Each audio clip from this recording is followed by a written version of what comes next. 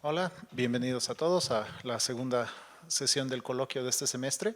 Hoy tenemos con nosotros a Miguel Prado Godoy de la Universidad Goethe en Frankfurt y nos va a hablar sobre diferenciales isorresiduales en la esfera. Gracias, Miguel. Adelante. Gracias por la invitación, es un honor estar aquí.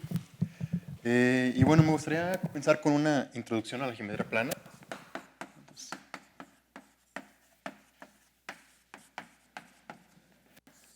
Pues todo el mundo hemos visto este dibujo, ¿no? Tenemos un cuadradito, ¿no? Nosotros podemos pegar una arista con otra, ¿no? En esta dirección, y luego esta otra. Entonces este puntito, ¿no? Va con este otro, es el mismo punto. ¿No? Y lo que tenemos, pues, ¿qué es? Pues es un toro, ¿no? Es un toro donde nuestras aristas pues realmente son lazos, ¿no? Son elementos de H1.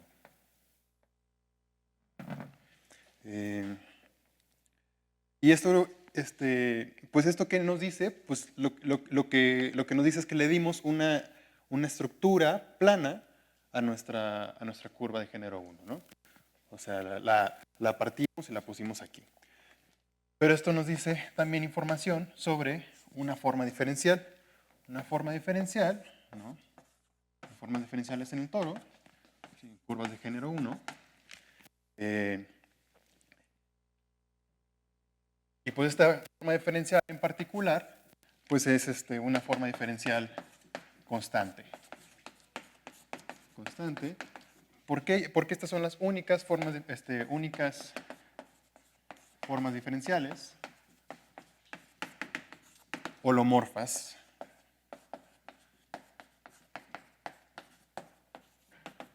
en género 1.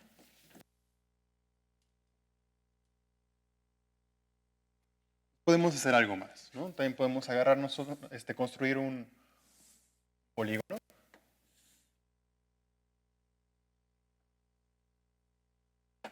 Y pegar paralelamente, ¿no? Podemos pegar este con este lado con este lado, este con este otro y este cuarto con este cuarto. Entonces, este puntito, este vértice, se pegó con este otro, ¿no? Aquí con este. Y pues resulta que todos los vértices pues terminan siendo el mismo punto, afortunadamente en este caso. Y aquí, ¿qué pasa cuando pegamos de esta manera? ¿No? Pues aquí esta información va a ser importante. ¿Qué pasa alrededor de este punto? ¿No? Entonces podemos agarrar un lazo, podemos empezar aquí, ¿no? De aquí nos seguimos para acá, de acá para acá, para acá, acá, luego por acá, hasta que cierra. Entonces, pues si tenemos nuestro punto Z1, fue dar la vuelta, 1, 2, 3, voy a cerrar, ¿no? Entonces aquí agarramos 3 veces, 2pi, pero esto realmente lo que nos dice, viene escondida la información, de una multiplicidad en nuestro punto Z1 más 1 por 2pi. ¿No? Entonces aquí nos dice que la multiplicidad en Z1 es igual a 2. Entonces aquí se escoge una forma diferencial de la siguiente forma, con un 0 en Z1 de orden 2. ¿No? Nosotros también sabemos que el grado en la forma diferencial, ¿no? Si vive en una curva, pues es 2g menos 2, que es el grado del divisor canónico. En general, si nuestra forma diferencial se ve así, si es holomorfa, pues tenemos varios ceros con varios órdenes, y la suma de los órdenes pues tiene que ser 2g menos 2. Entonces, aquí concluimos que el género es igual a 2. Entonces, al pegar esta superficie, tenemos una curva de género 2.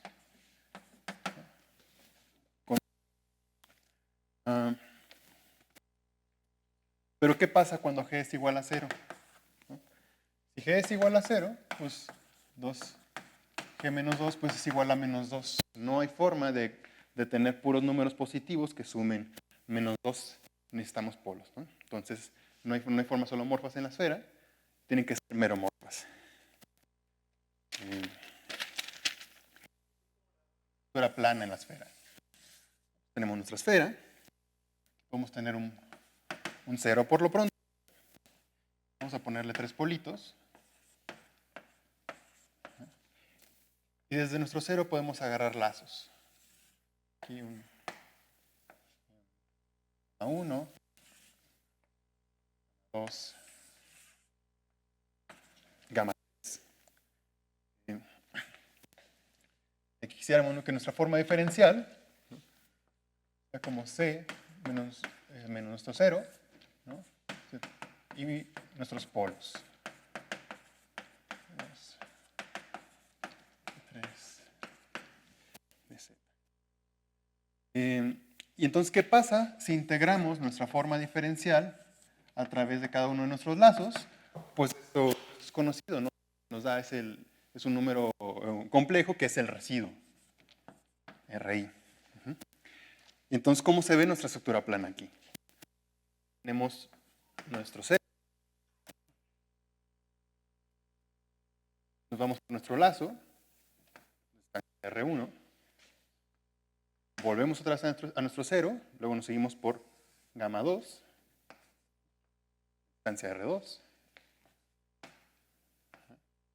Y seguimos por gamma 3. Nos da R3, ¿no? El tercer residuo. Pero bueno, ¿por qué esto no cerró? Pues es porque R1 más R2 más R3 es igual a 0 por el teorema del residuo.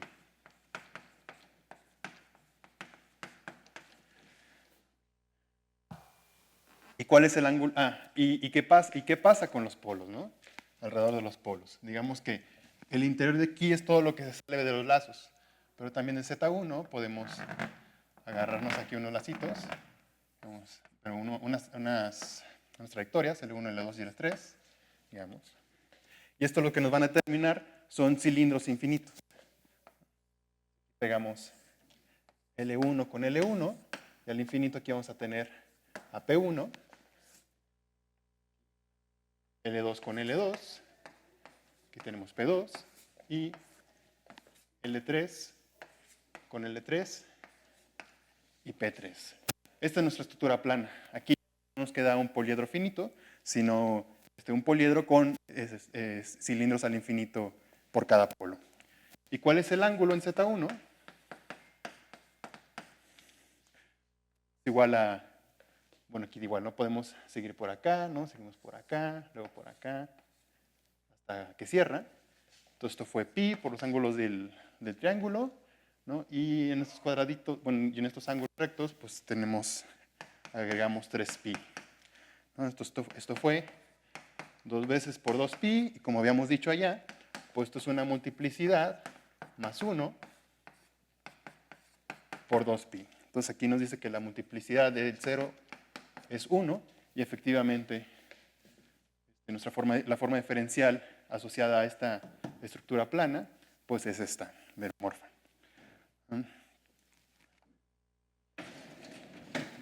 Y esta estructura plana tiene dos numeritos fijos. Bueno, dos conjuntos de numeritos. Uno va a ser mu, que van a ser los órdenes de nuestra forma diferencial, que en este caso es 1, menos 1, menos 1 y menos 1, ¿no? De nuestros polos. Y la otra, que vamos a llamar ρ, que esto van a ser los residuos de omega. Son R1, R2 y R3. Y los pongo como una terna proyectiva, porque si nos agarramos los residuos, solamente va a ser lambda R1 lambda R2 y lambda R3, pues que realmente es agarrar la misma estructura, simplemente escalarla, ¿no? Entonces, pues es realmente lo mismo. Entonces nos gustaría tomar formas diferenciales, o agarremos una tupla de residuos, escalar. Entonces, si fijamos los órdenes y los residuos, fijamos una estructura plana.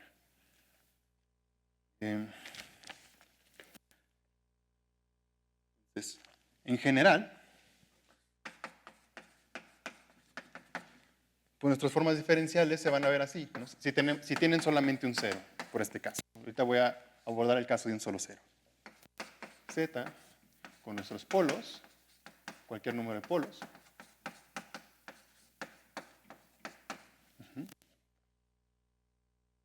Entonces nuestros órdenes van a estar dados por el orden de nuestros ceros, nuestros polos.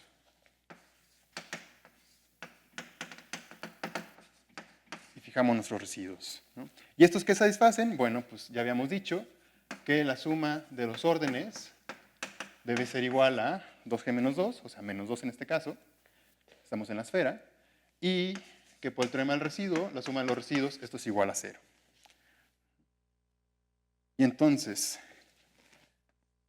nos interesa este numerito que depende de los órdenes y los residuos fijos, que esto lo que nos va a contar es que es el número de estructuras planas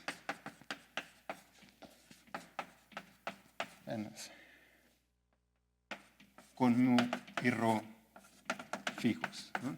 Que es lo mismo que el número de 1 formas diferenciales,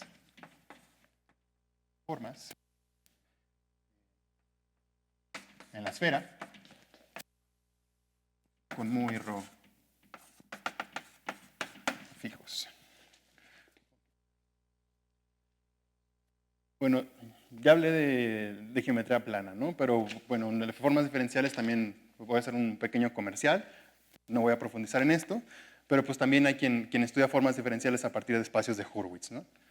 Que es ver nuestra forma diferencial como la diferencial de una función, de una cubriente, digamos que se ramifica en 0, en infinito, 0 correspondiente a un 0, con a más 1 copias, ¿no? Y sobre infinito tenemos puntos de ramificación correspondiente a los polos, ¿no? Con órdenes de menos 1. Y aquí su diferencial sale de la derivada de la función, que viene siendo una cubriente a más 1 a 1 de la esfera en la esfera. Bueno, así. Esto es para quien estudia espacios de Hurwitz.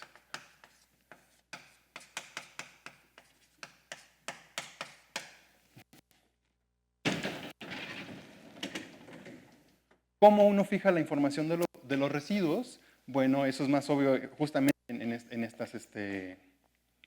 las estructuras planas, ¿no? Voy a dar otro comercial.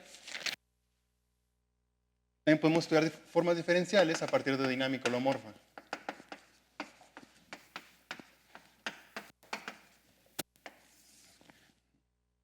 Aquí podemos empezar con una función polinomial de los complejos en los complejos, ¿no? Una funcioncita que se ve así como C más Z menos P1 a la B1, Z menos Pn a la Bn, donde si le metemos P1 aquí, pues lo que nos queda es P1, ¿no? O sea, estos son puntos fijos. P1 hasta Pn, estos son puntos fijos. B1 hasta Bn, pues son las multiplicidades.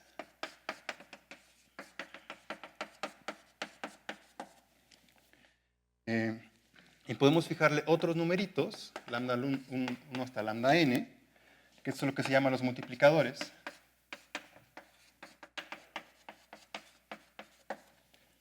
Que son simplemente las primeras derivadas en nuestros puntos fijos.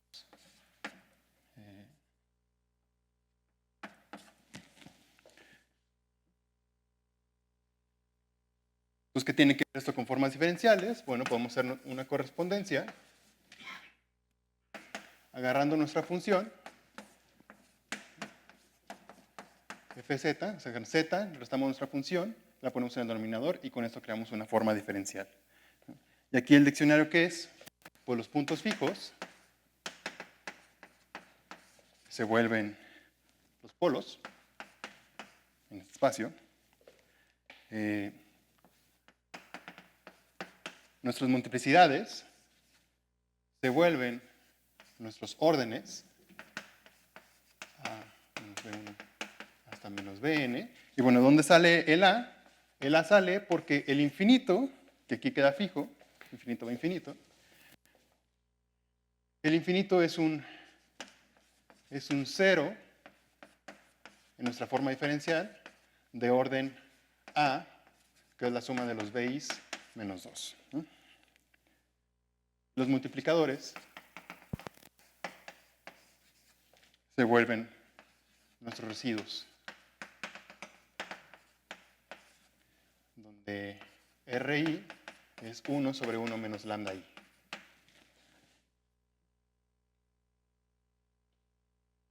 Entonces, este problema, en la versión de dinámica holomorfa, esto fue resuelto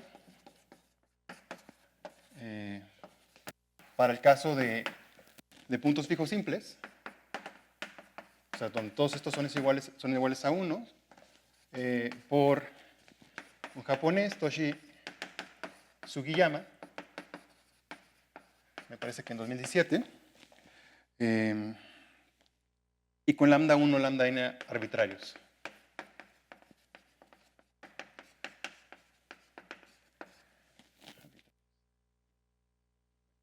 Entonces tenemos varias formas de estudiar formas diferenciales, ¿no?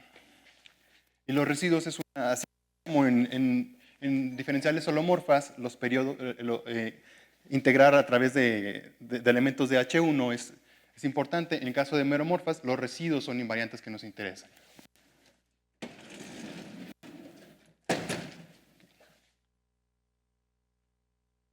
Entonces,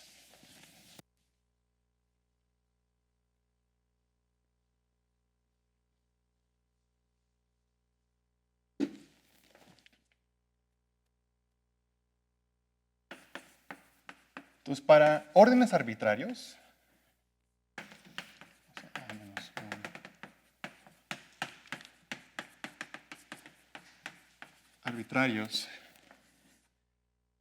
y residuos generales, en un momento voy a decir qué significa general.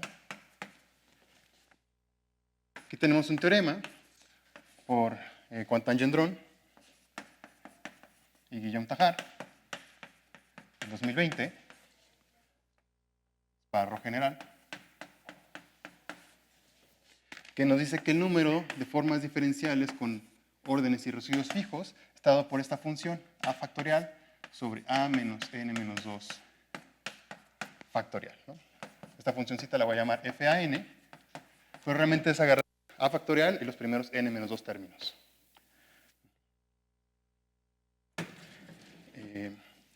Entonces déjenme dar una definición, especificando. Entonces decimos que Rho, que es nuestra tupla de residuos, es general si no existe un subconjunto propio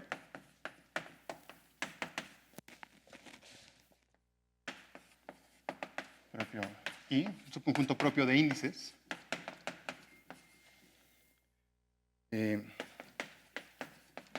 tal que la suma de los residuos indexados por este subconjunto sea igual a 0, ¿no? Y este subconjunto le vamos a llamar una suma cero parcial. Suma cero parcial. O SCP. Entonces, ¿por qué esta condición es importante? Bueno, pues ya vimos que si sumamos los residuos por el teorema del residuo, en nuestra estructura plana, nuestro polígono cierra, ¿no? Pero Pero ¿qué pasa si tenemos un subconjunto donde cierra antes? Entonces, ¿por qué? Pues, por ejemplo, aquí tenemos un octagonito. R1, R2, R3, R5, R6, R7, ¿no? Con nuestros cilindros al infinito. Y digamos que tenemos un subconjunto,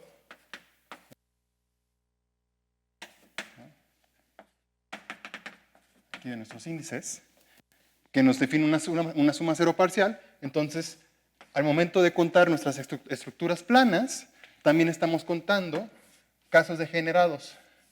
Donde tenemos que R1, R2, R3 y R4 cierran, y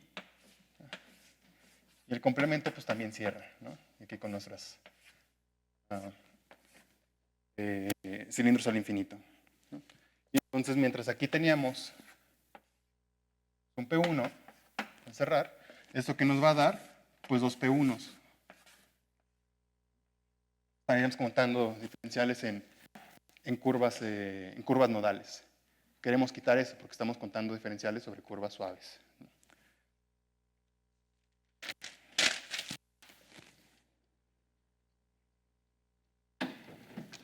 Entonces, ¿cómo quitamos estos?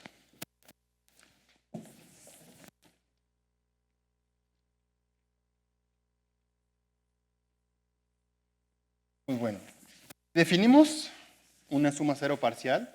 Realmente lo que estamos haciendo es partir a nuestro conjunto de índices en dos, ¿no? Es decir, estamos partiendo de 1 hasta n en i e i complemento disjuntos. Entonces, para cada uno podemos hacer digamos que un cero parcial, ¿no? Agarrando los órdenes indexados de los polos indexados por i, menos 2. Aquí también podemos hacer uno para i complemento.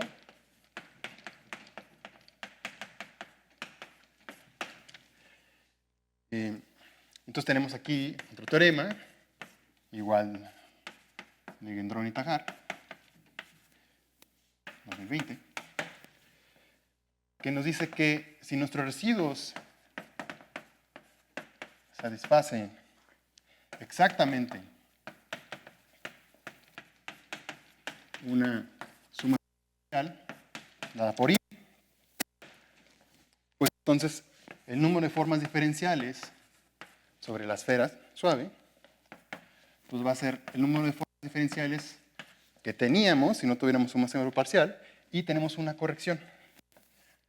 Las nodales que quitamos pues vienen dadas por nuestra función en AI más 1, con número de puntos AI más 1, por f de complemento más 1.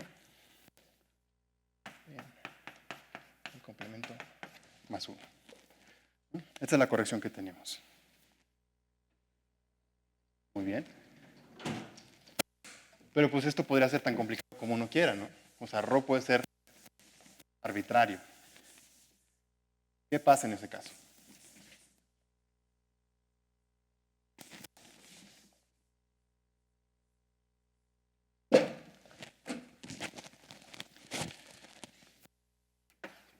Si ρ es arbitrario,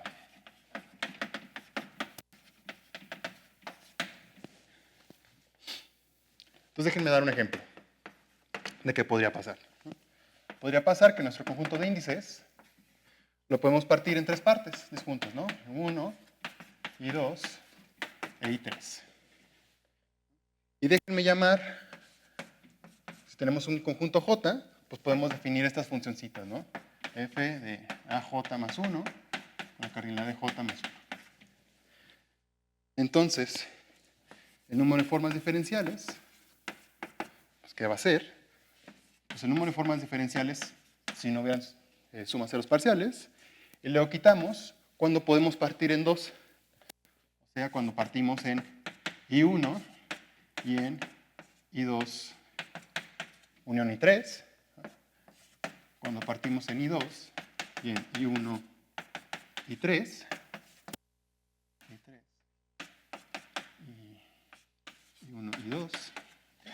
Pero cada uno de estos, pues también lo podemos partir, ¿no? Entonces, pues viene un proceso de inclusión-exclusión. Entonces, cuando recuperamos los coeficientes, ¿no? O sea, esto lo podemos partir en FI1, FI2, FI3. El coeficiente que recuperamos de esta inclusión-exclusión es A más 1, que solamente depende del orden de nuestro cero.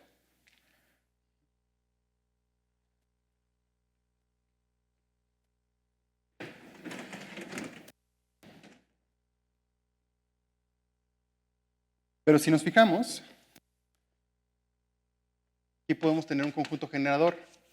Si ponemos las sumas cero parciales I1 e I2, pues dar I3 de la misma manera que si impusimos I1, si impusimos I, entonces I complemento queda determinado. Esto por el teorema del residuo. Esto genera todo.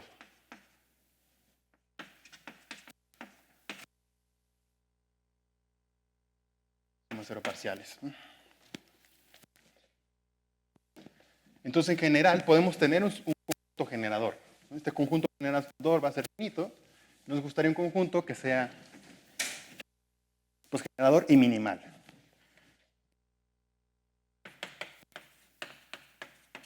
Entonces, en general, vamos a tener un subconjunto, un conjunto de conjuntos. Y estos son necesariamente disjuntos. En este caso, sí eran disjuntos.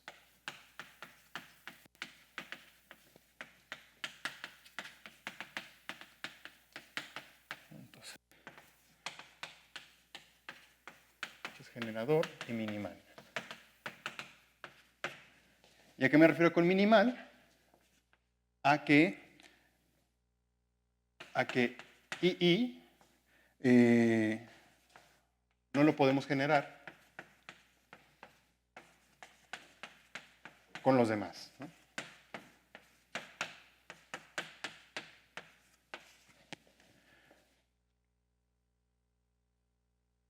Y entonces, este conjunto de generador, aunque no sean disjuntos, pues bien puede generar particiones, ¿no?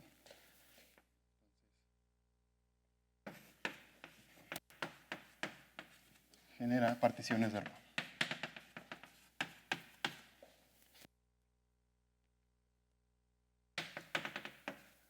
Por ejemplo, podemos tener que esto sea partido en J1, ¿no? J2, hasta JK. Entonces, a esta colección la vamos a llamar J sub K.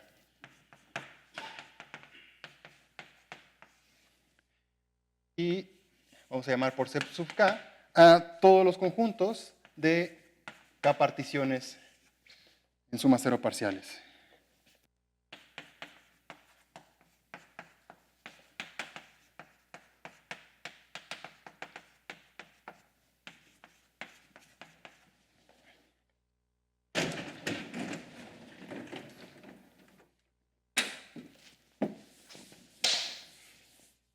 Y con esto ya podemos explicar qué pasa en general.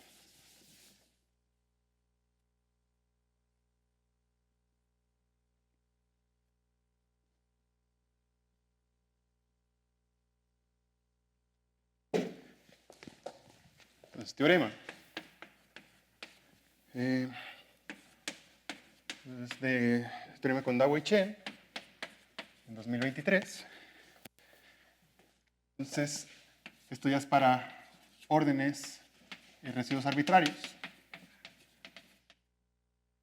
El número de formas diferenciales en la esfera pues está graduado por nuestras particiones, ¿no? Tenemos un coeficientito que solamente depende de K. Y aquí sumamos sobre todas las K particiones. Y para cada K partición,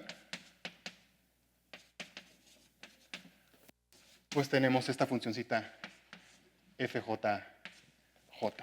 ¿No? Pues esta fórmula resuelve el problema para un cero y varios polos para contar formas diferenciales con órdenes y residuos fijos. Pero nosotros no usamos estructuras planas. Las estructuras planas son muy ricas en la geometría. Quiere estudiar la monodromía, ¿no? Calcular órdenes. Entonces, nosotros usamos algo un poco más frío, que fue teoría de intersección. Teoría de intersección, en el espacio de formas diferenciales. ¿Cuánto tiempo queda?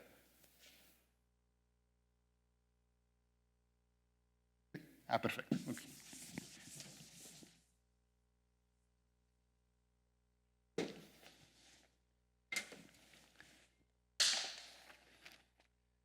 Entonces, nuestra forma diferencial, pues ya dijimos que localmente se ve así, ¿no?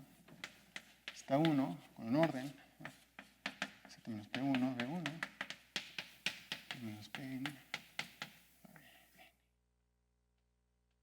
Entonces, si fijamos nuestro cero y nuestros polos, estamos fijando nuestra forma diferencial, salvo escalar, ¿no? Entonces, Z1, bueno, si tenemos los órdenes fijos, estos determinan omega. Entonces nos va a interesar el espacio móduli curva 0 con n más 1 puntos marcados. Este espacio lo que te da es la información de curvas de género 0 con n más 1 puntos, que va a ser nuestro 0 en nuestros polos. Ok. Bueno, esta es cierta información, pero también queremos la información de la diferencial. Entonces vamos a agregarle nuestra diferencial, ¿no?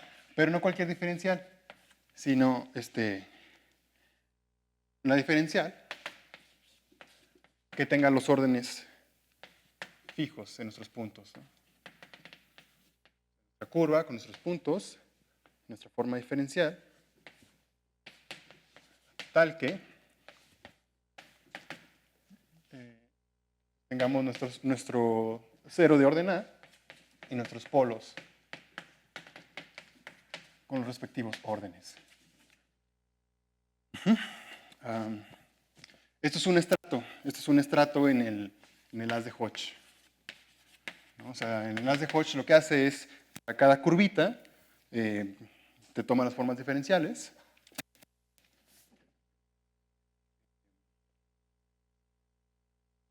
y los ratifica según los órdenes.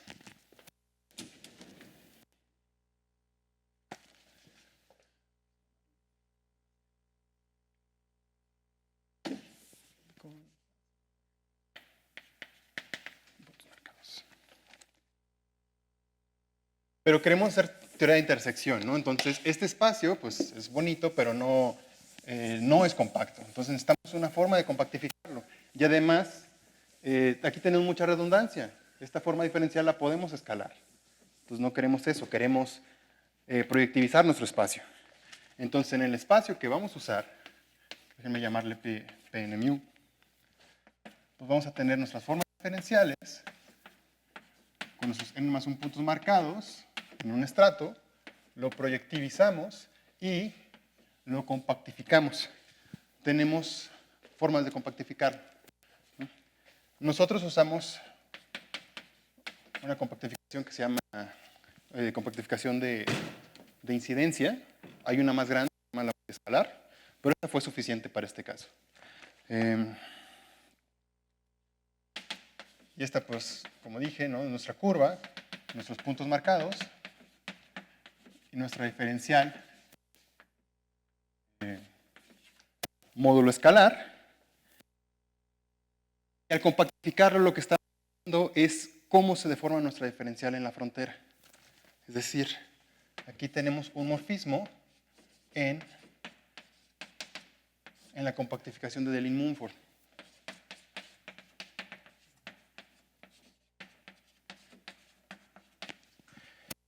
Entonces, sabemos cómo se ven las curvas en la frontera y sabemos cómo se van nuestros puntos marcados, ¿no? Entonces, simplemente es analizar cómo se deforma el haz canónico en la frontera a partir de su serie lineal.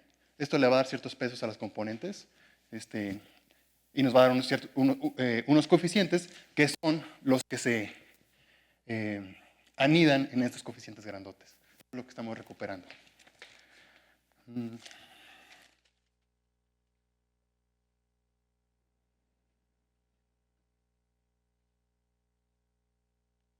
La ventaja de este espacio, aparte de que pues, es un espacio compacto donde podemos hacer teoría de intersección, es que ya nos está fijando los órdenes. Ya solamente queremos fijar los residuos. ¿Cómo hacemos eso?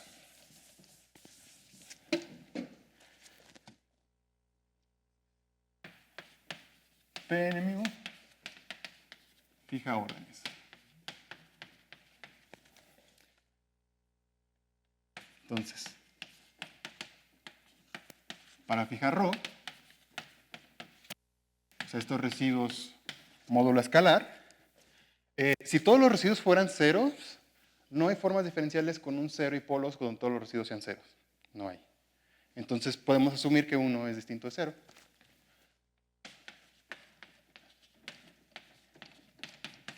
Asumimos que el último es distinto de cero. Entonces podemos agarrarnos, entonces nosotros nos gustaría que esta razón entre RI que queremos fijar, pues sea la misma razón entre el residuo en el polo PI con el residuo en el polo PN. ¿Cómo hacemos esto? Pues nos agarramos una función que manda nuestra forma diferencial a RI menos el residuo en PN menos RN por el residuo en PI. Y esto nos va a definir un locus de I, que son los puntos, ¿no? O nuestra forma diferencial con toda esta información, que se anulan en esta función SI. ¿No? ¿Y cuáles son esos puntos? Justamente los puntos que cumplen esta relación. Pues estoy en PMI. Los puntos, ese espacio, tal que SIP es igual a 0.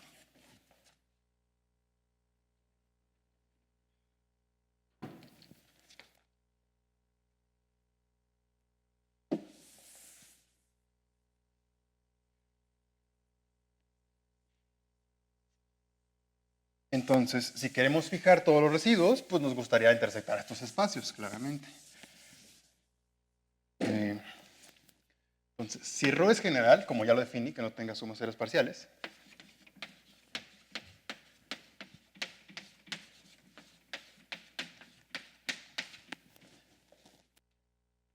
pues entonces nuestro número de formas diferenciales pues va a ser esta intersección, ¿no?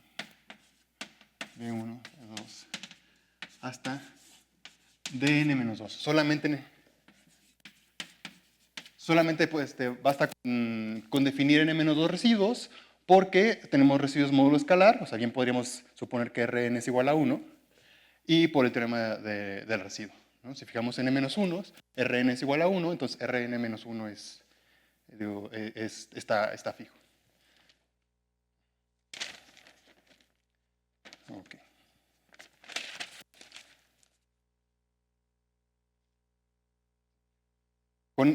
Con este juego, ¿no?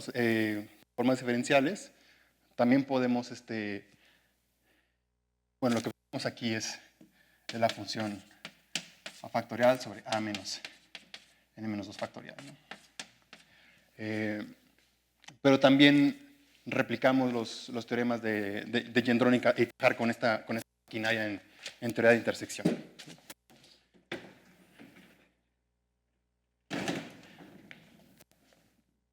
Pero pues pueden preguntar, ¿qué pasa con todo esto que les conté? Son formas diferenciales con un solo cero y cualquier número de polos, y ustedes me creyeron que eso te da un número finito de puntos, ¿no? O sea, eso te da un locus de dimensión 0. Que de hecho sí, la dimensión de M0 n más 1 es n-2. Si imponemos n-2 condiciones, eso nos quita toda la dimensión, ¿no? Entonces, lo que nos queda sí es un locus cero dimensional. Pero este espacio está definido en general para cualquier número de cero, cualquier número de polos, y para cualquier género también, no solamente para curvas de género 0. Pero sigamos en género 0. Nuestras formas diferenciales, ver como z con nuestros ceros.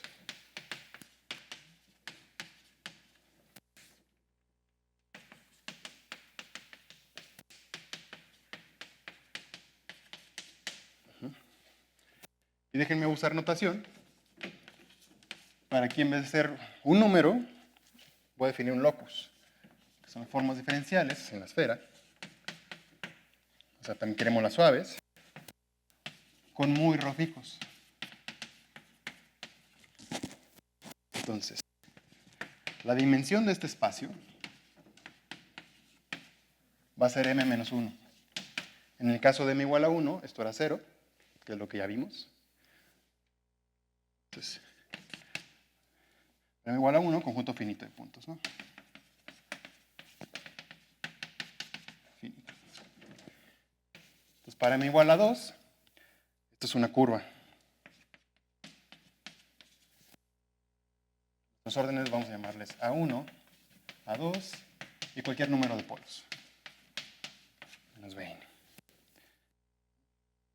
Esta curva le vamos a llamar particular curva isorresidual, porque estamos fijando los residuos.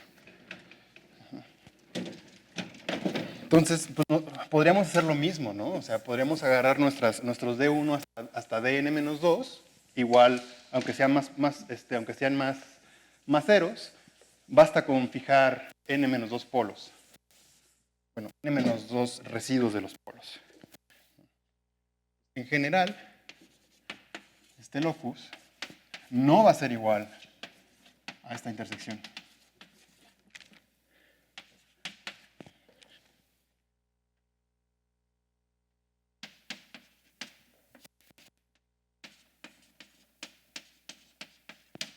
En general. Esa intersección puede tener dimensión mayor, ¿no? Necesitaríamos quitarle un exceso de intersección, ¿no? Para que nos dé un locus unidimensional, ¿no? Por ejemplo, déjenme, ya para terminar, en este caso en particular, ¿qué es lo que puede pasar? Bueno, aquí tenemos tres ceros, entonces vamos a ver cómo se ve D1, ¿no? O sea, basta con fijar un residuo y fijamos los otros dos, ¿no? Entonces D1 se ve así. Tenemos dos componentes. O sea, nuestra curva suave tiene dos componentes, digamos, se dice prima, pero eso también tiene curvas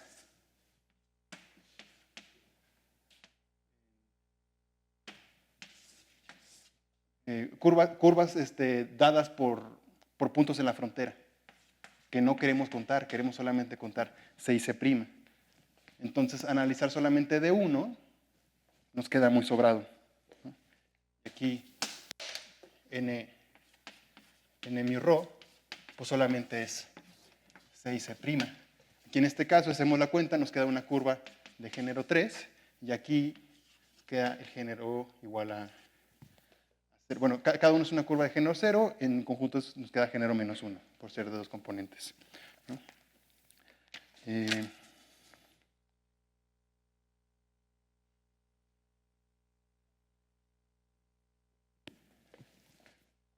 Entonces, aún estamos trabajando para saber que, bueno, Dawei y Guillaume y yo estamos estudiando qué es lo que está pasando en estos casos de las curvas isorresiduales, ¿no? ¿Y cuál es la complicación en este caso? Que, bueno, con tres polos, estas curvas excedentes sí son curvas. Pero si tenemos más polos en esta intersección, estos ya no son curvas, estos son dos dimensionales o tres dimensionales, ¿no? Entonces, no es tan fácil como decir, ah, mira, calculamos las excedentes, tenemos que hacer algo más, una curva. Estamos viendo cómo hacer eso. Pero hay algo que sí podemos hacer, ¿no? Dije que si tenemos un 0, entonces todos los residuos no pueden ser 0. Pero cuando tenemos dos ceros o más, eso ya sí se puede. Entonces, si ρ es igual a 0,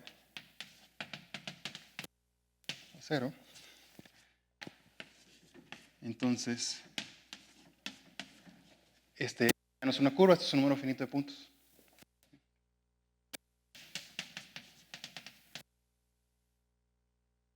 De puntos. Y aquí realmente, bueno, pues la fórmula la conocemos, déjenme darla. Es factorial. acá. Acá igual a 0 hasta -1. Pero no nos queda solamente un polinomio, como en el caso de un 0. Lo que nos queda son un polinomio por partes, graduado por estas desigualdades. O sea, si nos agarramos uno de nuestros ceros, de los órdenes de nuestros ceros, ¿no? Y restamos los órdenes de los polos, y esto nos queda positivo, entonces tenemos un término.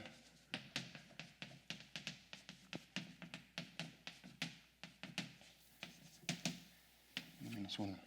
Entonces, esto es un polinomio por partes de grado n-1. Y lo que estamos... y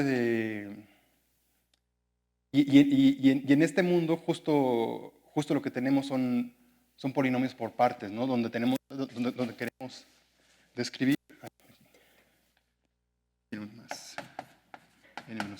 busca. Donde escribir las cámaras, no solamente el polinomio, sino cuáles son las cámaras en donde cambia nuestro polinomio, ¿no? Si queremos calcular también el género de nuestro locus suave, no vamos a tener solamente un género, el género va a ser un polinomio de grado n-1, ¿no? Por partes. Y lo que sospechamos, bueno, tenemos fuerte evidencia que las cámaras también están dadas así, ¿no? Las cámaras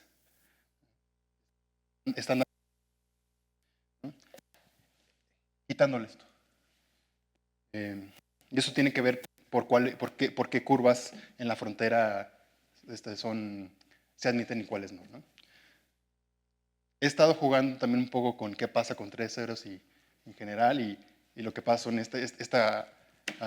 este comportamiento de cámaras, pero que se van anidando, ¿no? O sea, cuando nuestros números de ceros no excede a 1 más a2, ¿no? O a 1 más a3, ¿no? Y aún dentro de él cuando no exceden a 1, y al parecer estos son expresiones polinomiales con cámaras dependiendo de este tipo de desigualdades. Y aquí me gustaría terminar.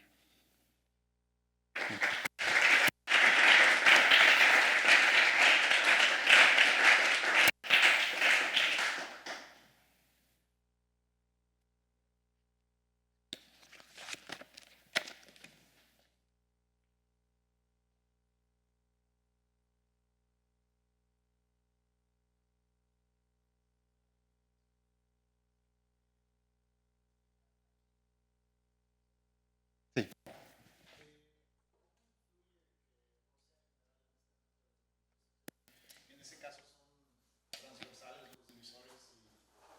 En el interior, esto siempre es transversal. El problema es que si R no es general, esta intersección tiene puntos en la frontera. Si R es general, estos solo se intersectan en el interior. Sí. Y bueno, lo que no dije, para evitar tecnicismos, es que todos estos divisores tienen una misma clase, ¿no? Vamos a llamarle... Entonces realmente lo que hicimos fue calcular una forma de volumen de este divisor, ¿no? Este divisor también bueno, lo conocemos para 2 ceros, ¿no? Y justo muestras este comportamiento de cámaras polinomiales. Y bueno, si queremos calcular el género, estos productos de volumen son importantes. ¿Qué pasa si tenemos sumas ceros parciales? Pues entonces tenemos que agarrar la cerradura de un locus suave, que es quitar un exceso de dimensión, ¿no? Y ahí es donde viene la corrección, ¿no? Entonces, pero realmente desde un problema numerativo, pues traducirlo a productos de intersecciones de clases, que sí podemos calcular.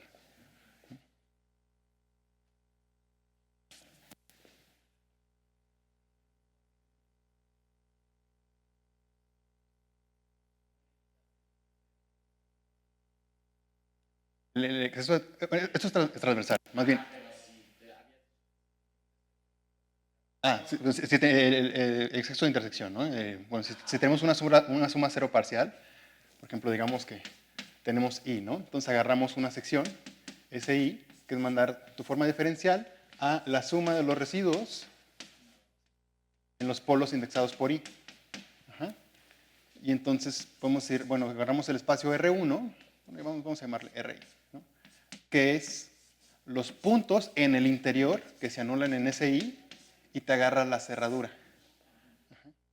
Entonces, ¿cuál es su clase? Pues es esta clase, eta, menos el exceso de intersección de la frontera, que es todas los divisores en la frontera, ¿no? que se anulan en esta sección, dado el teorema del residuo.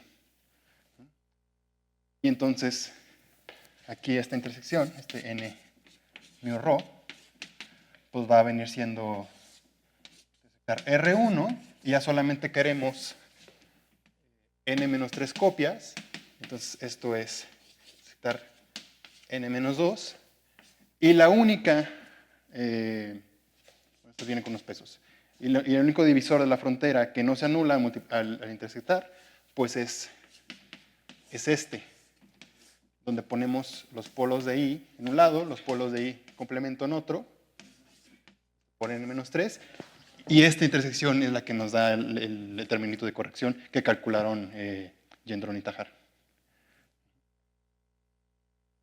Si tenemos más sumas ceros parciales, pues entonces pues, la combinatoria se complica, pero pues sale esta fórmula que le escribí, ¿no? de inclusión y exclusión con A más 1 potencias. Sí. Los puntos son curvas Sí. con...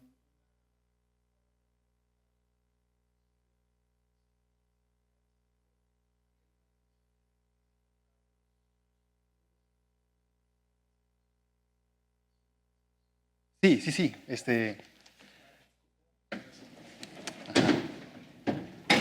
Sí, porque, a ver, voy a dar un ejemplo tal vez. Digamos que esto se va 3 y menos 1, y aquí menos 1 y menos 3. Entonces, este punto nodal, pues queremos que sea un cero o un polo, ¿no? o tal vez ninguno, no puede tener orden cero.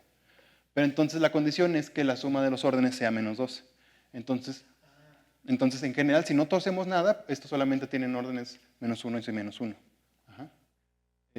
Pero necesitamos torcer para que esto tenga orden correspondiente, que sea menos 4.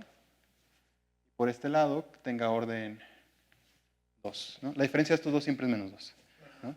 Y entonces aquí, ¿qué es lo que pasó? De pasar de menos 1 a 2, aquí torcimos por 3. ¿no? Y entonces, no solamente nuestra forma diferencial tiene cierta multiplicidad. Y esto nos da un orden. Nos da niveles. Donde tuvimos el 0, que en este caso es la componente de arriba, y el otro se va a una componente de abajo. Y lo que pasa es que nuestra forma diferencial se va a una forma diferencial aquí arriba, pero aquí abajo se anula. Todo lo que pasa abajo del nivel 1 se anula.